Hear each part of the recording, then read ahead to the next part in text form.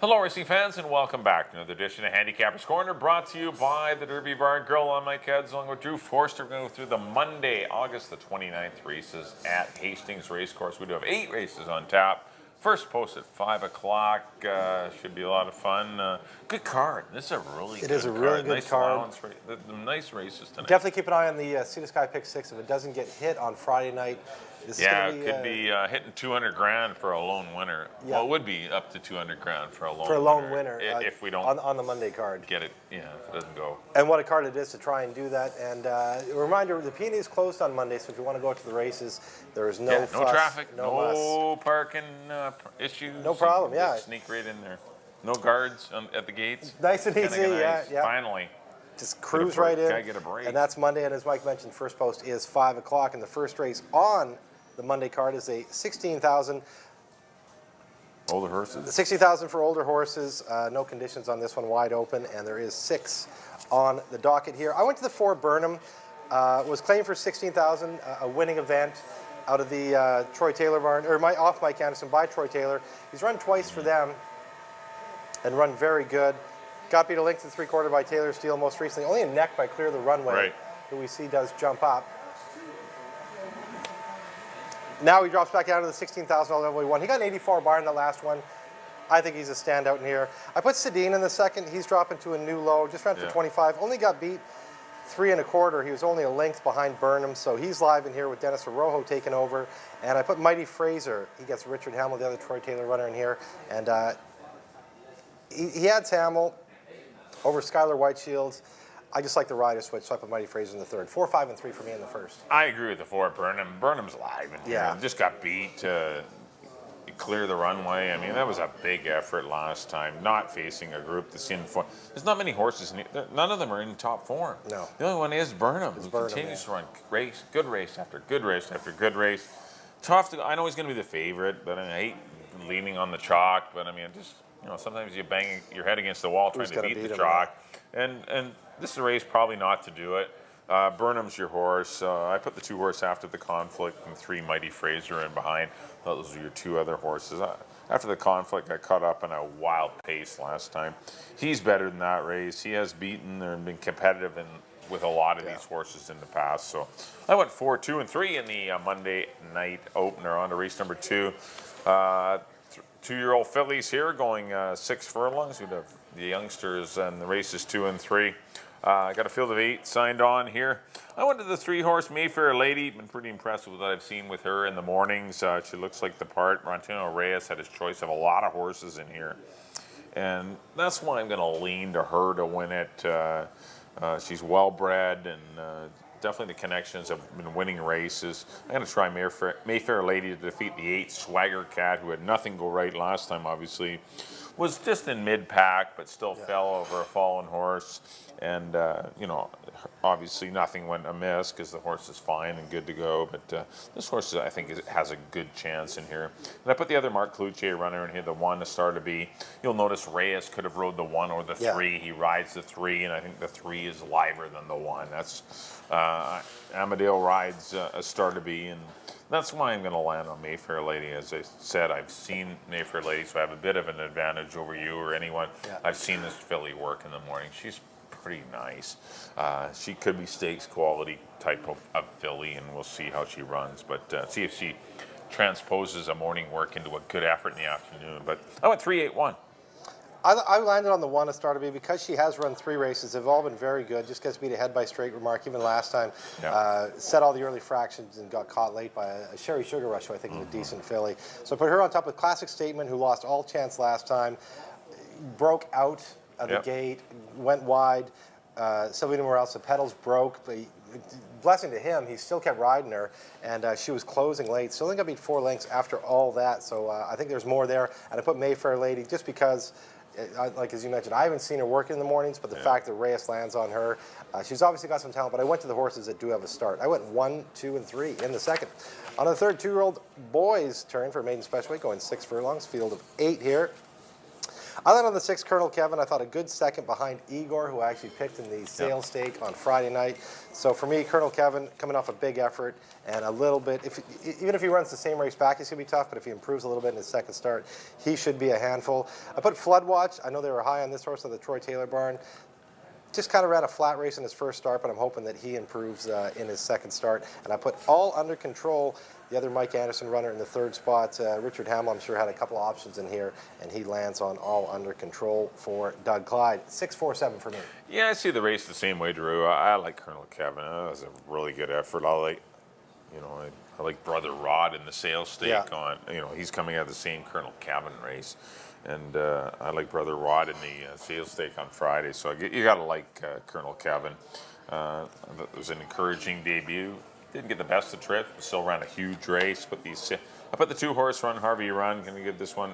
Took a lot of action last time. Does lose Hamill though to the 7-horse All Under Control, which is a bit of a concern for me because I know riders don't always make the right choice, but you really want to pay attention to riders that have ridden horses last time and then to jump ship and When go they to have another options, one. yeah. So perhaps All Under Control is a pretty live firster, and that's where Hamill ends up. So it's definitely worthy to pay attention to that when you're handicapping a race. I went 6, 2, and 7, but Colonel Kevin looked pretty good running last time in a tough maiden allowance race.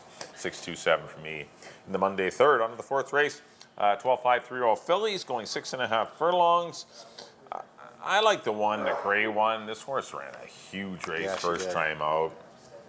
And she ran like a horse that should have been running for a lot more money than what she was running for. Needs to break well again to outfoot Baja Storm on the head end. But I'm going to try that one to defeat the 4 Winning Edge. Who was the logical choice in here? Winning Edge is live. This horse, won very comfortably at the same level last weekend, and should be tough again. And I put the 7 Oasis Wells. Not too sure what kind of trip this horse is going to get from an outside draw. The horse won pretty easily in a maiden 16 grander. I had a lot of trouble with this race. I just, the ones I fancy are 1, 4, and 7, but they all have the same running style. Yeah, they're all a little concerned about it. I was looking for a closer. I couldn't find a closer. Sakura, I've given a lot of chances to. Don't Tell My Husband's a maiden, but this horse could be, in play in this race. There's been a barn change for Don't Tell My Husband as well. And Arbonita Rose continues to run solid races for Pat Jarvis.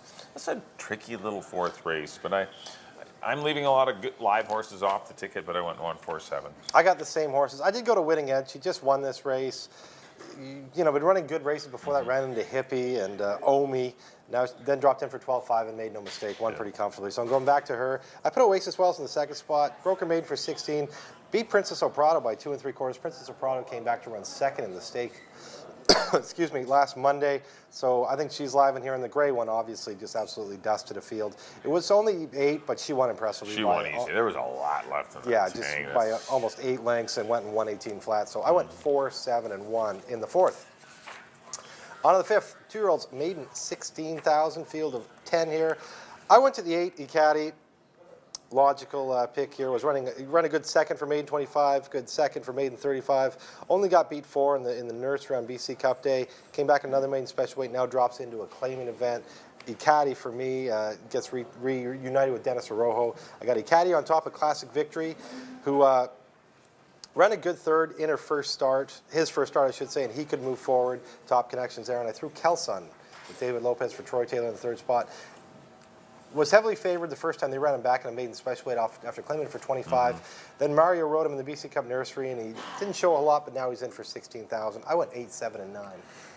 Yeah, I like the 8, 9. I think you have the right 3 horses. I have the same 3. I've just kind of moved them around. I went Ecaddy on top. I thought a better than look race, chasing a very fast 22 flat, 45. This horse was, in mid-pack, but still closed on well at the end. It's a tough maiden race, the Eagle Colonel Kevin race. Brother Rod, And Brother Rod. Ecaddy, I thought, ran really well. I put the 9-horse Kelson in for 2nd. Another one that, a little better than looked in the nursery, but that's why the connections opt to drop them in for 16. And this horse is going to be pretty live, though. And the 7, Classic Victory. I mean, those are the 3, I think. And just looking at others, where else? I really didn't want to go anywhere else. Maybe off the grid, off the 1 run. Maybe this horse will be better. Check them out in the paddock, these horses. give you more clues as to who's live. But certainly looks like Drew and I agree on the 7, 8, 9. I've gone 8, 9, 7 though in race number 5, which just kick off a late pick 4. We do have 8 races on the Monday evening program. On to the 6th race, 3-year-olds for 16,000, going a mile on the 16th. I like the 6. Keep right on. This horse has been begging to go a distance of ground, and got in a little trouble last time behind Colterbury in the 25 claimer. This horse is going to be pretty tough, I think. But the 7 horse, Silent Native, who this horse has been running big races as well. Routed last time against Dashing Dawn, way better horses. And I put the 4 horse Fear of the Cat in the mix as well. Another one coming out of the Dashing Dawn race. He ran well. I think those are your 3 horses. Maybe, love is the wrong word. We keep right on, but I just think he's a horse that might want to run on. I went 6, 7, and 4. I got the same top 2. I went with Silent Native on top. Just he keeps running good races. It was his first game. First try going long last time. He only gets beat a length and 3/4 by Dashing Dawn. I got Keep Right on the 2nd spot for the reasons you mentioned. The horses should be better when they stretch out. And I tried Pfeiffer in the 3rd spot. He's a Rosberg out of a Vying Victor mare, so he should like the distance. Absolutely dusted the field in his first start. Looked very good winning his first attempt. Came back, looked kind of flat in his 2nd start. He might have bounced off that first one. But he's coming out of a top barn, and I do think he will go long. So I went 7, 6, and I threw the 2 in for 3rd. On to the 7th, 4 non-2 for 3 and up, Colson Geldings. Going 6.5 furlongs. Field of 8 lined up for this one. I landed on the 3, Casanova, dropping those 8 non-3s. They're considerably tougher. He ran a good 3rd behind Distillery and Tucci. Those are tougher horses than what he faces today. I got Casanova on top. I threw New Jersey Joe in for 2nd just because I like New Jersey Joe, and I always throw him in there. Got too far out of it last time. That race before, Jeff kept him a little bit closer. I just thought he got too far out of it last time, left too much work to do. Still only got beat 2 3/4. I think if he lays a little bit close today, he could be more dangerous. And Adams River Run, who dropped to the maiden 4,000 level for Taylor Anderson last time, went to the lead, never looked back, and obviously fits in here. I went 3, 5, and 1. Yeah, I agree with Casanova. Not crazy about Reyes taking off to ride the 4, harbor the energy, but I'll still try Casanova on the class drop. I put the 1 horse Adams River Run. I think it was pretty alive in here, although once again, I'm not crazy about Perez taking off to ride the 7. There's going some strange jockey switching in here, and I hate races like that where it leaves you going, why? Am I picking this wrong? Yeah. Yeah, Adams River Run. This horse just finished winning easy. Why is Perez not on the horse? Yeah. Why is he going for a horse that basically can't win at this level, that's had a lot of chances? This seems kind of odd that, he rides Atala 1 over Adams River Run. And same for Reyes, this horse had a lot of chances at the non-2-4 level. Casanova's been running on 2-8. Some strange decisions anyway, which kind of, maybe I'm overthinking the race, but I like 3, 1, and 4. I think those are your horses in here. And I agree with Casanova. On to the 8th and final, $4,000 fillies and mares, non-2 lifetime. I'm going to go to the 6, Bridal Beauty.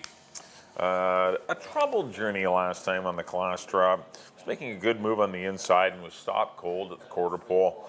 And the horse will be better suited, with a little bit luckier trip. Up at the 4 horse Street Connection, just got missed last time. He's the obvious selection, and just had a great trip. Got a 47.5. You're supposed to win. He didn't. I don't like that when horses get 47 halves and don't win. And fun before the storm. Finished just in behind as well. Horse had a good trip again. The 2 Craig McPherson horses were setting a pedestrian pace and still couldn't win, and that bothers me. I just had to go somewhere else. I don't want 4 and 3. I want anyone else but 4 and 3 because maybe they'll do the same thing again. And I think Zygo will wreck the pace for them, or even Smoke and Sizzle on the inside. Bridal Beauty for me. She had the worst trip of them all. 6, 4, 3. I got the same horses. I went to Street Connection, ran into a big dropper last time in Indy Black. It took everything that Indy Black had to finally beat her at the wire, but Street Connection ran a big race, so I got her on top. A Fun Before the Storm, who finished just behind her, and Bridal Beauty comes out of the same race, and she was only a couple lengths back. Those are the horses for me in this race. I went 4, 3, and 6. Same ones as Mike, just different order. That'll do it for our analysis of the Monday evening card. Up next on screen will be picks. Mike back is in race number 1. I went to the 4 Burnham. He looked probably the better bet of the day. I like Burnham a lot. 4, 2, 3 for me in the Monday opener. Race number 2 out of the 3, Mayfair Lady. Seen her a couple times in the mornings, and I like what I see. 3, 8, 1 for me. In the second on the race number 3, I went to the 6 Colonel Kevin. Pretty good debut effort last time. 6, 2, 3, pardon me. In the fourth race, I went to the gray one, 1, 4, and 7 for me in the fourth. In the fifth race, went to the 80 Caddy over the 9 Kelson and the 7 Classic Victory.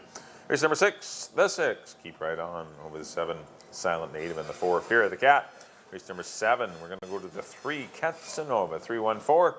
And the 8th and final, number 6, Bridal Beauty for me, 6, 4, and 3. And there's my picks back in the first. I agree with Mike. This is my bet of the day. Number 4, Burnham over the 5 and the 3. In the second, I went to the 1, A Star to Be over the 2 and the 3. 1, 2, 3 in the second. In the third, I like number 6, Colonel Kevin over the 4 and the 7.